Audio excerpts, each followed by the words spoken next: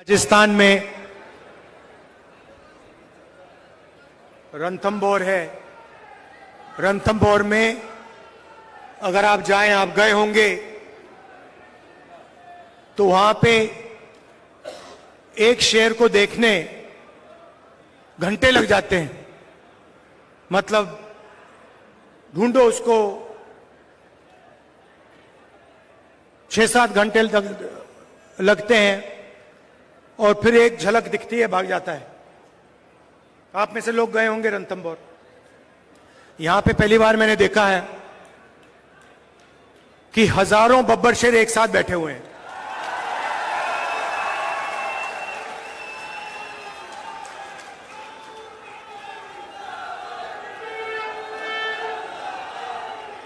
शांति से बैठे हुए हैं।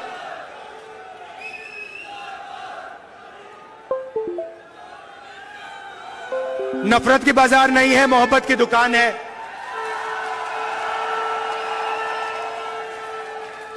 अहंकार नहीं है, नफरत नहीं है,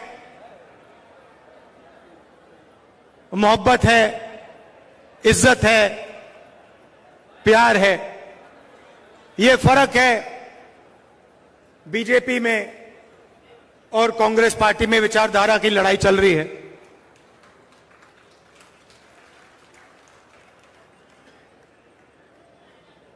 कुछ दिन पहले मैंने पार्लियामेंट में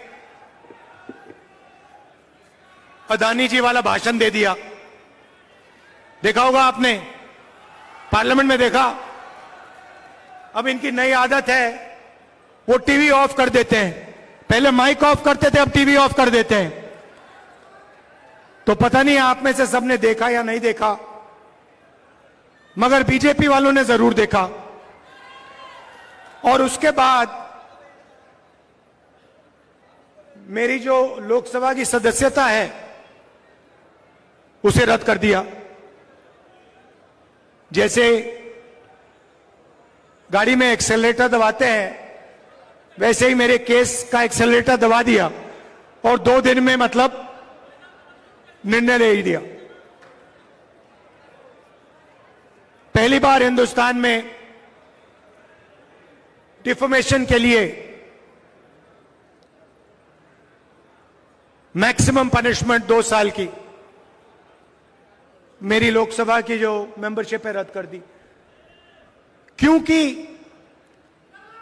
क्योंकि डर लगता है। डर लगता है। जैसे ही 2 चीजें हैं। आप एक काम करो, कांग्रेस पार्टी के बब्बर शेरों, कोई भी बीजेपी का कार्यकर्ता आपके सामने आए, उसके सामने अदानी नाम ले लो, भग जाएगा।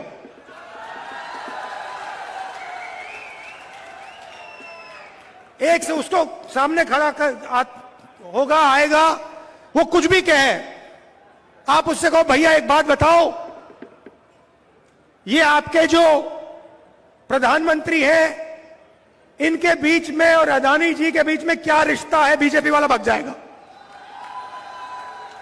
तो पैनिक होता है, डर लगता है। उसके बाद दूसरा भाषण दिया, प्रेस कॉन्फ्रेंस की तारीखें आप मिला लीजिए।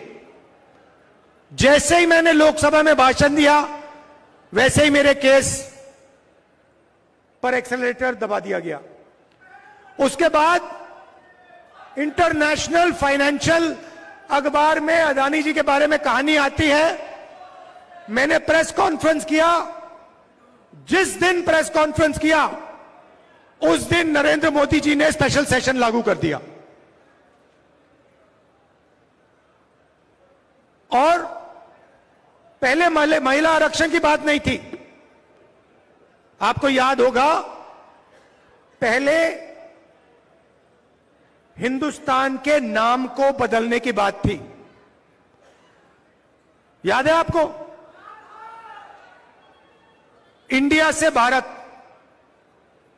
अब पहली बात कॉन्स्टिट्यूशन में साफ लिखा है इंडिया दैट इज भारत, मतलब दोनों नाम कॉन्स्टिट्यूशन में हैं। मगर ये इन्होंने पहले नया बहाना बनाया, इंडिया वर्सेस भारत। कोई झगड़ा नहीं इंडिया और भारत के बीच में, मगर इन्होंने कोशिश की भैया इंडिया और भारत के बीच में लड़ाई कराओ। थोड़े दिनों में उनको पता लग गया कि जनता इसको एक्सेप्ट नहीं करेगी। जनता ये बात को सुनने के लिए तैयार ही नहीं है। प्रॉब्लम हो गई। अब स्पेशल सेशन में क्या करें? स्पेशल सेशन तो अनाउंस कर दिया, अब क्या करें? चलो महिला आरक्षण की बात करते हैं। अब देखिए, महिला आरक्षण का हमने पूरा समर्थन किया है। राजीव गांधी जी पंचायती राज में महिला आरक्षण लाए थे। हमने बिल का सब पार्टियों ने, इंडिया ने, जो हमारा गठबंधन है, सब पार्टियों ने कहा हम इस बिल को पूरा समर्थन देते हैं। मगर इसमें हमारे 2-3 सवाल हैं, सवाल के जवाब दे दीजिए। पहला सवाल, इसमें ओबीसी महिलाओं के लिए रिजर्वेशन क्यों नहीं किया? दूसरा सवाल, बीजेपी के लोग कहते हैं कि महिला आरक्षण करने से पहले नए सेंसस की जरूरत है और नए डिलिमिटेशन की जरूरत है। यह सच नहीं है भाइयों और बहनों। महिला आरक्षण को लागू करने के लिए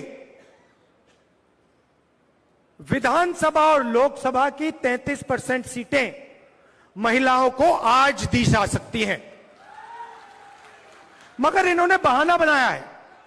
ये चाहते हैं कि महिला आरक्षण 10 साल में लागू हो। हम चाहते हैं कि महिला आरक्षण आज लागू हो।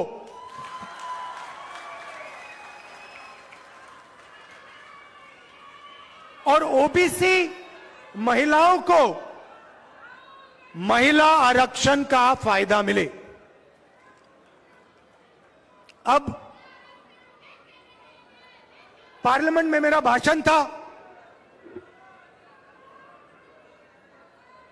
तो भाषण के लिए मैंने थोड़ी रिसर्च की।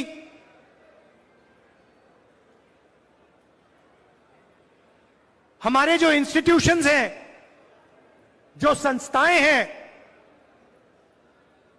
उसमें ओबीसी वर्ग की, दलित वर्ग की, आदिवासी वर्ग की क्या भागीदारी है? तो मैंने क्या किया, हिंदुस्तान को 90 लोग चलाते हैं। हिंदुस्तान को, आज के हिंदुस्तान को एमएलए और एमपी नहीं चलाते हैं। आज के हिंदुस्तान को प्रधानमंत्री 90 अफसरों के साथ चलाते हैं। वो कौन है? वो हिंदुस्तान की सरकार के सेक्रेटरीज हैं। हर मिनिस्ट्री को, सेंट्रल मिनिस्ट्री को सेक्रेटरी चलाते हैं। तो मैंने एक बात चेक की कि ये जो लोग 90 लोग हैं जो हिंदुस्तान की सरकार को चलाते हैं, पूरा का पूरा पावर इनके हाथ में है। हिंदुस्तान किस ओर जाएगा, शिक्षा में क्या निर्णय लिए जाएंगे, स्वास्थ्य में क्या निर्णय लिया जाएंगे, नरेगा का डिजाइन कैसे होगा, भोजन के अधिकार का डिजाइन क्या होगा, ये 90 लोग चुनते हैं, ये डिसाइड करते हैं। तो मैंने सोचा देखता हूं इन 90 लोगों में से नरेंद्र मोदी जी की सरकार में ओबीसी कितने हैं? नरेंद्र मोदी जी 24 घंटे ओबीसी की बात करते हैं। भाइयों और बहनों, आज 90 लोगों में से 3 लोग ओबीसी वर्ग के हैं। 3 लोग ओबीसी वर्ग के हैं। और बात सुनिए, वो 3 लोग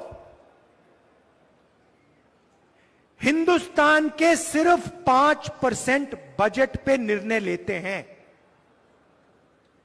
मतलब 3 हैं और सरकार में उनकी कोई पावर नहीं है। कोई नहीं सुनता उनकी, उनको कोने में रखा हुआ है।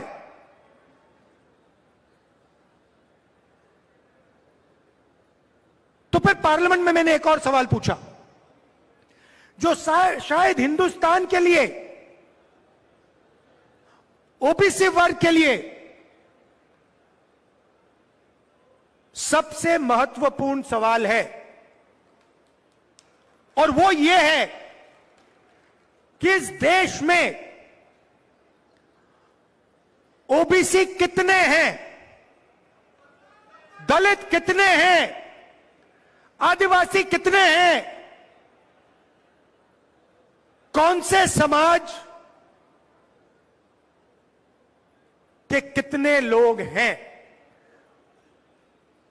और ये सवाल का जवाब सिर्फ कास्ट सेंसस से मिल सकता है।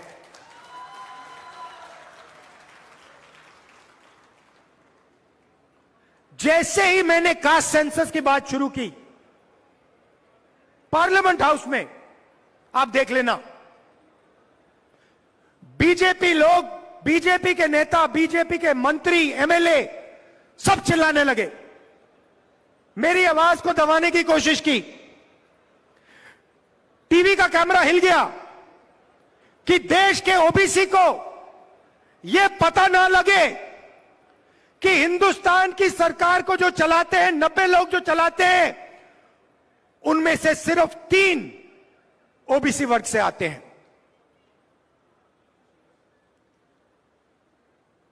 नरेंद्र मोदी जी, बीजेपी अदानी जी से डरते हैं। अदानी जी शब्द को अगर विपक्ष का कोई बोलता है, बीजेपी के कार्यकर्ता, प्रधानमंत्री, मंत्री सब हिलने लगते हैं, टीवी ऑफ हो जाता है, माइक बंद हो जाता है।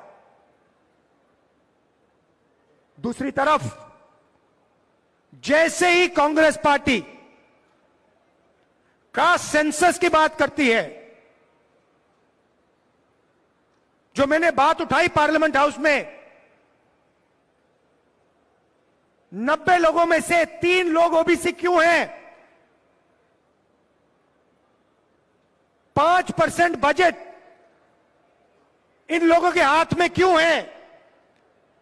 क्या ओबीसी की आबादी 5% है? क्या 5% है? नहीं, ये कोई नहीं जानता। कोई कहता है 50%, कोई कहता है 45%, कोई कहता है 55%। मैं सिर्फ ये कह रहा हूं, किसी को चोट लगती है, पहला काम क्या करते हैं? पहला काम अस्पताल में ले जाते हैं, कहते भैया एक्सरे करो, एक्सरे करो, पता लगाओ कि असलियत क्या है। हड्डी टूटी है, हां या ना? कौन सी हड्डी टूटी है? कास्ट सेंसस भाई और बहनों एक्सरे है। कास्ट सेंसस से पूरा पता लग जाएगा हिंदुस्तान में कौन कौन लोग हैं, महिलाएं कितनी हैं, ओबीसी कितने, दलित, आदिवासी, माइनॉरिटी, जनरल कितने हैं पता लग जाएगा। एक्सरे के बाद काम किया जा सकता है। अगर हम ओबीसी को भागीदारी के देने की बात करते हैं तो बिना कास्ट सेंसस ये किया ही नहीं जा सकता है। तो प्रधानमंत्री 24 घंटा ओबीसी की बात करते हैं, ओबीसी की इज्जत की बात करते हैं, तो फिर प्रधानमंत्री कास्ट सेंसस से क्यों डरते हैं? प्रधानमंत्री जी, अगले भाषण में आप हिंदुस्तान को बता दीजिए, कांग्रेस पार्टी ने कास्ट सेंसस किया था, आंकड़े आपके पास हैं, उन आंकड़ों को आप हिंदुस्तान के सामने रख दीजिए, हिंदुस्तान की जनता को दिखा दीजिए। और अगला जो सेंसस है उसको आप कास्ट बेसिस पे कीजिए। ओबीसी का अपमान मत कीजिए, ओबीसी को धोखा मत दीजिए। अब आप देखना नरेंद्र मोदी जी ना अदानी जी की बात कर सकते हैं और ना ओबीसी सेंसस की बात कर सकते हैं। उनके भाषण देखना आप, आने वाले समय में भाषण देखना, ओबीसी सेंसस पे वो एक शब्द नहीं बोल पाएंगे, आपके सामने आंकड़े नहीं रख पाएंगे, अदानी जी के बारे में एक शब्द नहीं बोल पाएंगे। सच्चाई यह है, यहां पे राजस्थान में हमारी सरकार ने आपसे झूठे वायदे नहीं किए।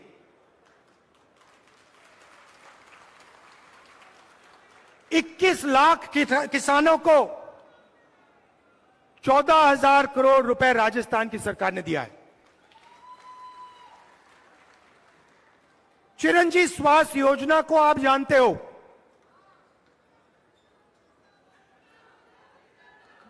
कुछ दिन पहले मैं रेलवे स्टेशन में कुलियों से बात करने गया, उन्होंने मुझे बुलाया, उन्होंने मेरा एक वीडियो देखा और उन्होंने कहा हम आपसे बात करना चाहते हैं। मैं गया उनकी समस्या समझने, उनकी दिल की आवाज को सुनने।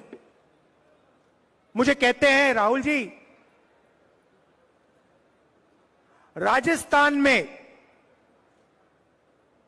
राजस्थान की सरकार ने जो स्वास्थ्य पे काम किया है उसने हमारी जान बचा दी।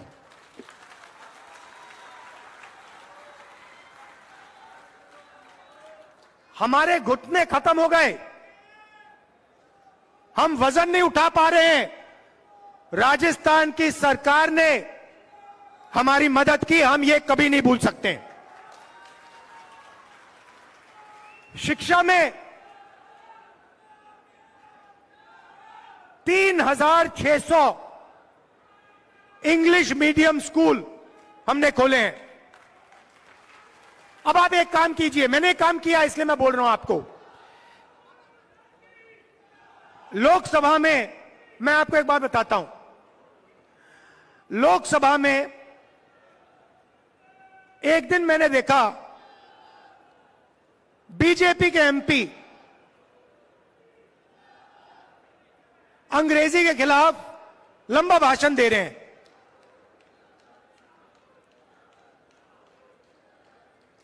और हिंदी के बारे में बोल रहे हैं। हिंदी सबको सीखनी चाहिए, मगर अंग्रेजी भी सीखनी चाहिए। दुनिया में अगर आप किसी से बात करना चाहते हो, आपको अंग्रेजी की जरूरत होगी।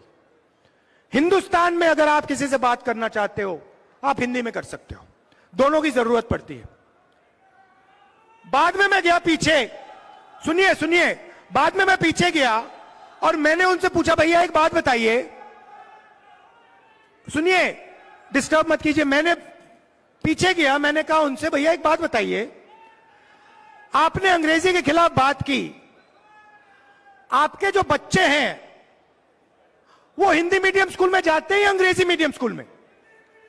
इंग्लिश मीडियम स्कूल में जाते हैं। मतलब ये चाहते हैं कि इनके बच्चे अंग्रेजी सीखें और गरीबों के बच्चे अंग्रेजी ना सीखें।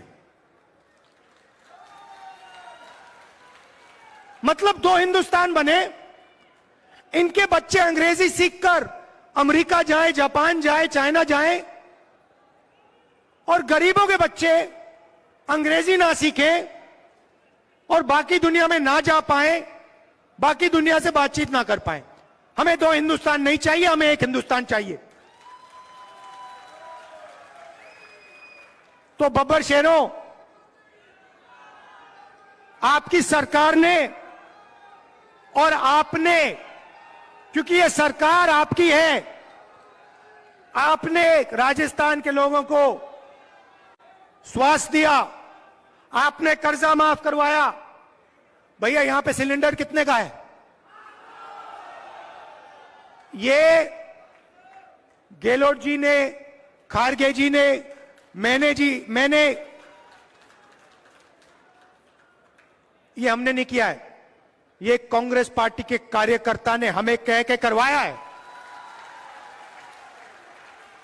कांग्रेस के कार्यकर्ता ने, नरेंद्र मोदी जी पूरे देश में माताओं बहनों से पैसा छीनकर 2-3 उद्योगपतियों के जेब में डाल रहे हैं। कांग्रेस पार्टी के कार्यकर्ताओं ने राजस्थान की महिलाओं को 500 रुपए का गैस सिलेंडर दिलवाया है, ये भूलिए मत। 100 यूनिट मुफ्त इलेक्ट्रिसिटी बिजली आपने दी। इंदिरा रसोई में 8 रुपए के लिए खाना आप देते हो। मैंने आपको हथियार दिए हैं। चुनाव का समय है, बीजेपी के कार्यकर्ता आपके सामने आएंगे, 2 सवाल पूछिए। कास्ट सेंसस क्यों नहीं करवा रहे हो? अदानी जी को आपने कितना फायदा पहुंचाया, देश को बता दो। हमने आपको स्वास्थ्य दिया, 500 रुपए का सिलेंडर दिया, कर्जा माफ किया। ये आपके हथियार हैं। मैदान में जाइए, सच्चाई रखिए, और ये जो नफरत फैलाते हैं, इनके नफरत के बाजार के अंदर मोहब्बत की दुकान खोलिए। धन्यवाद। जय हिंद।